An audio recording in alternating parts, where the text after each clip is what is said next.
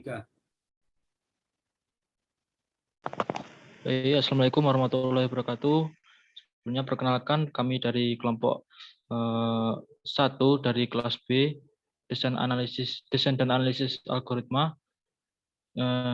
Sebelumnya perkenalkan nama saya Tetuko Suryo Guritno dengan NIM 2024 101230353, dan ada Muhammad Alexander dengan NIM 2024 1010303, dan yang terakhir ada Muhammad Katam dengan NIM 2024 101103078. Di sini kami membahas tentang knapsack problem menggunakan algoritma dynamic programming.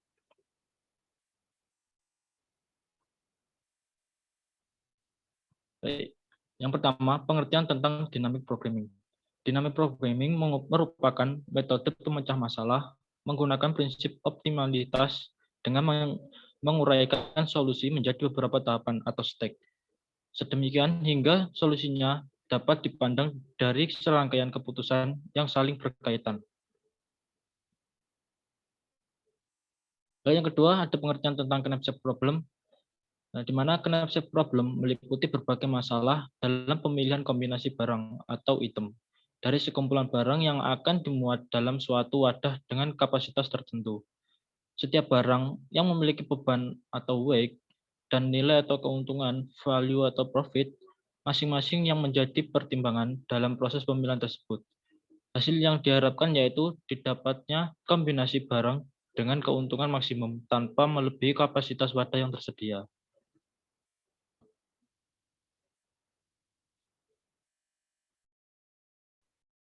Oke, selanjutnya untuk contoh program dari knapsack dengan itu program dinamis, yaitu pertama-tama kita membuat fungsi knapsack yang parameternya adalah W atau weight. WT itu berat barangnya, value itu value barangnya, lalu N itu banyak barangnya. Nah, setelah itu kita membuat array untuk menampung si value-nya nanti. Di sini kita menaruh variabel K. Lalu agar memulai programnya agar bisa jadi program dinamis, di sini kita memecah dulu elemennya. Pertama kita membuat perulangan sebanyak jumlah barang dengan cara ini. Nah, setiap perulangan pada jumlah barang itu tadi ada perulangan lagi untuk W-nya atau untuk beratnya. Jadi nanti tiap beratnya itu nanti dimasukkan ke dalam K, namun dengan catatan tidak melebihi berat yang ada dan mengambil nilai maksimal yang ada. Lalu ini tertentu untuk kembali ke K. Nah, maksudnya dari program ini, ketika di run ini, nah semisal value-nya itu ada 6, 2, 12, 38, WT-nya atau berat barangnya itu 3, 2, 4, 3, 1, W itu berat maksimumnya itu 10, lalu N itu panjang atau banyaknya banyaknya value atau banyaknya barang yang ada tadi itu dikasih N. Lalu ini K untuk memasukkan barangnya, masukkan WT-nya itu tadi nanti ke bagian K, tapi tidak boleh melebihi W itu tadi. Nah, semisal ketika W-nya itu 0 dan N-nya itu 0, otomatis kan N0 itu kan nggak ada barangnya kan. Value yang ke 0 kan nggak ada barangnya. Berarti 0, 0 semua, ini 0 semua. Lalu ketika value-nya N-nya 1, W-nya itu 1, kan 1 kan di sini kan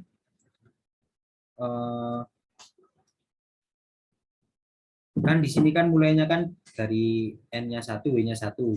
Kalau N yang pertama kan dapatnya kan 6. 6 ini kan beratnya 3. Berarti satu ini masih belum terpenuhi. Jadi satu ini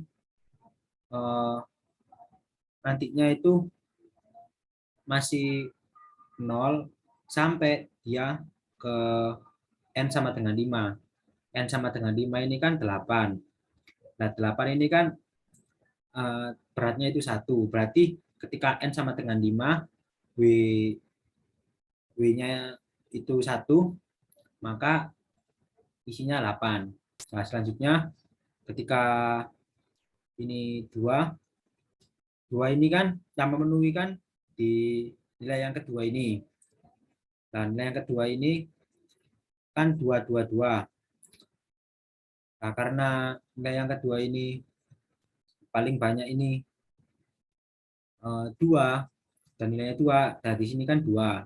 Sedangkan di bagian 5 karena 2 dan 8 kan lebih besar 8.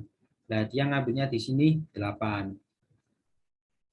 Nah, selanjutnya dan seterusnya kayak gitu. Jadi contoh di bagian 3 ini. Nah, ketika ininya 2, beratnya 2 kan, kalau 3 kan batasnya kan 324 ini. 324 ini kan nilainya 6, 2, 12. Nah, kalau ininya 2, kalau beratnya 2 kan berarti cuma diisi yang 2 ini aja yang maksimum 2. Nah, ketika 3 ini beratnya 3 kan yang paling banyak ini kan ini 6. 6 ini kan didapat dari berat 3 ini. Terus selanjutnya ketika 4 ini kan dia ngambil 12. 12 ini berat dari mana? Dari 4. Nah, kenapa enggak 2 tambah 2? Karena 2 tambah 2 kan 6, 2 tambah 2 kan 4. Jadi dia lebih milih 12 yang nilainya. Dan seterusnya 5. 5 ini kenapa 12 lagi? Karena 3 tambah 2 ini kan hasilnya 8. Nah, dia lebih mending ngambil yang 4 aja ini yang hasilnya 12 itu lebih mending. Nah, terus ketika 6 berarti kan 2 tambah 4. Nah, 2 tambah 4 kan 14. Kenapa enggak 3 tambah 3? Karena hasilnya cuma 12. Nah, dia lebih mending ambil 14-nya itu tadi. Dan seterusnya sampai ini 9. 9 ini kan berarti 3 tambah 2 tambah 4 ini bisa semua. Nah, hasilnya ini 20. Dan sampai terakhir ini masih 20 karena batasnya itu masih 3 ini tadi. Nah, itu sekilas. Nah, ketika di run kode ini, nah ini bisa dilihat di sini, apakahnya sama untuk nilai maksimumnya. Nah, ini kalau dari program ini didapatkan 52.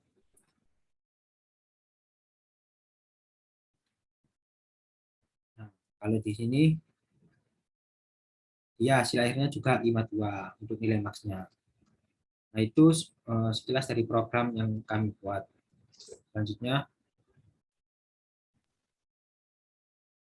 Ya, selanjutnya kita kan melakukan analisa waktu dan efisiensi. Nah, untuk step pertama melakukan analisa waktu, kita harus menentukan dulu base case-nya. Nah, jadi dari program yang tadi, kita dapat bahwa base case-nya itu ini.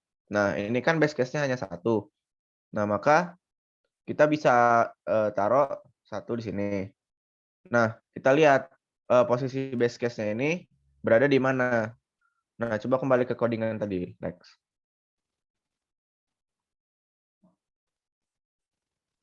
Nah, untuk base case-nya kan ini tadi.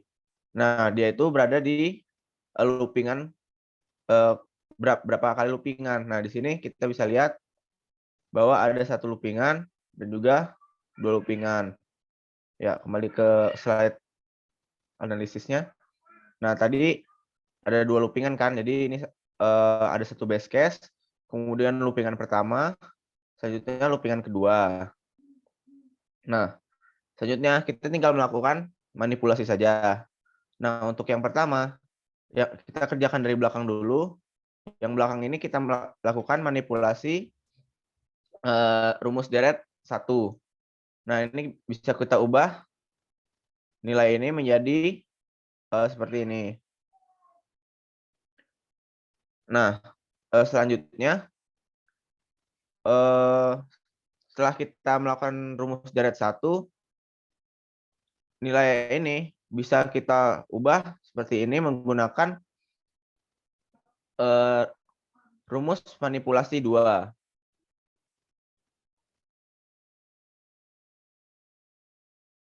Ini rumus deret 1.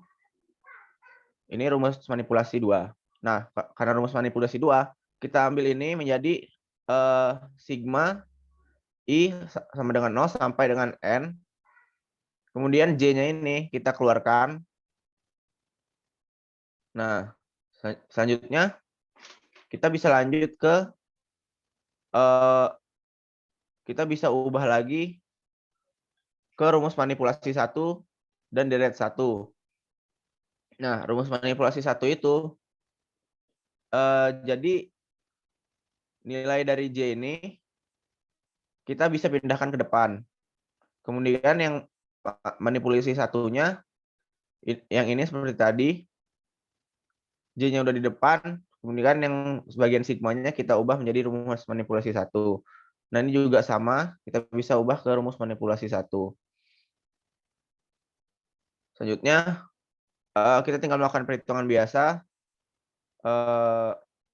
J dikali N tambah 1 ditambah, ini ke bawah juga di perhitungan biasa, N tambah 1. Nah, kita ambil, karena ini udah konstanta, kita ambil nilai dari N tambah 1-nya. Nah, maka kita dapat nilai persamaan langsungnya yaitu Cn sama dengan N tambah 1.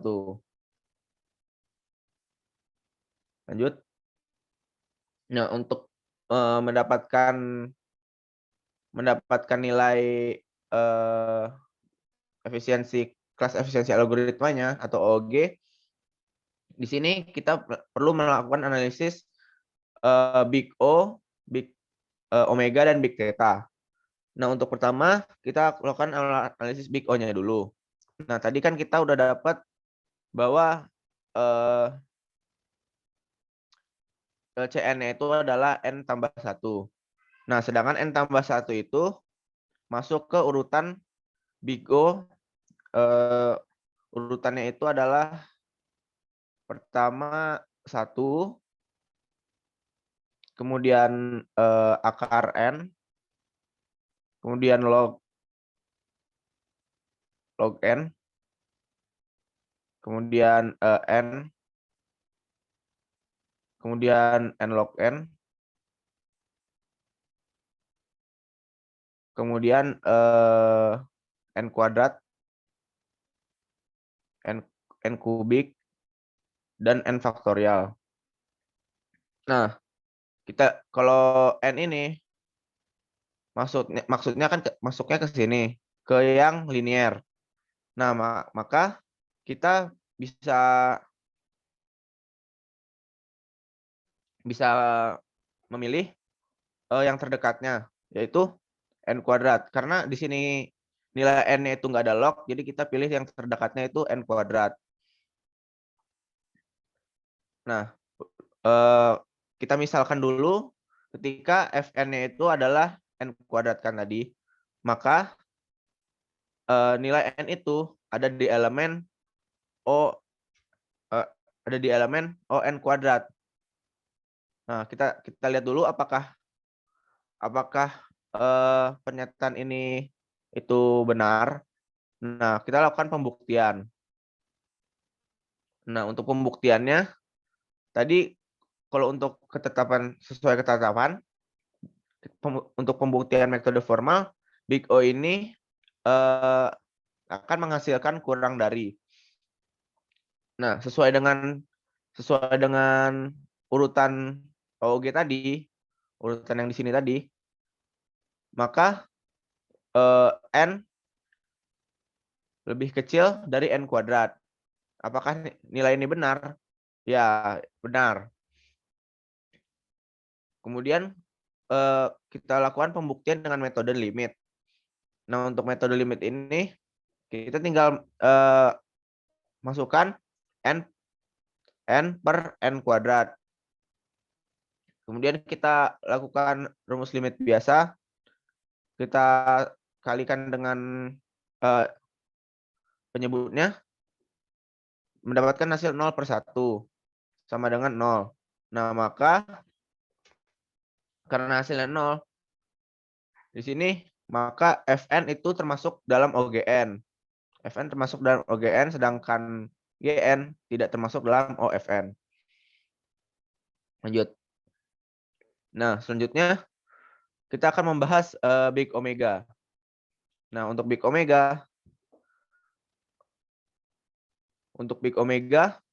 sama seperti tadi, hanya saja nanti pembedanya di pengerjaan pembuktiannya. Nah, di sini pembuktiannya untuk metode formal, dia itu omega ketetapannya adalah lebih dari sama dengan. Nah, sesuai dengan yang tadi, n lebih dari sama dengan n kuadrat. Nah, apakah pernyataan ini benar? Nah, kan salah. Salah kan ini. Nah, selanjutnya kita lakukan pembuktian dengan metode limit. Nah, untuk metode limit ini, hasilnya juga sama seperti tadi. Nah, berarti untuk Gn ini, dia itu tidak termasuk dalam omega Fn. Sedangkan untuk Fn-nya, itu termasuk dalam elemen omega Gn. Lanjut. Nah, selanjutnya adalah big theta. Nah, untuk big theta ini, kita pembedanya juga sama di pembuktiannya. Untuk pembuktian metode formal, ketetapan theta itu adalah sama dengan. Nah, maka kita langsung buktikan n sama dengan n kuadrat. Apakah itu benar? Tidak kan? Nah, selanjutnya kita buktikan dengan metode limit. Rumusnya sama dengan tadi dan menghasilkan nilai yang sama, yaitu 0. Nah, maka Hn itu tidak termasuk dalam omega In. Dan nilai In itu termasuk dalam elemen omega Hn. Sekian dari penjelasan analisis efisiensi waktu dan OG-nya. Oke, selanjutnya, apakah algoritma tersebut termasuk ke dalam program dinamis? Jawabannya adalah ya, karena ada penyelesaiannya permasalahan dipecah dulu menjadi subproblem pada proses rekursif. Contoh rekursifnya seperti pada gambar berikut. Baiklah, itulah presentasi dari kelompok kami. Apabila ada kekurangan dalam perkataan maupun perbuatan, kami mohon maaf yang sebesar-besarnya. Sekian dari kami. Wassalamualaikum warahmatullahi wabarakatuh.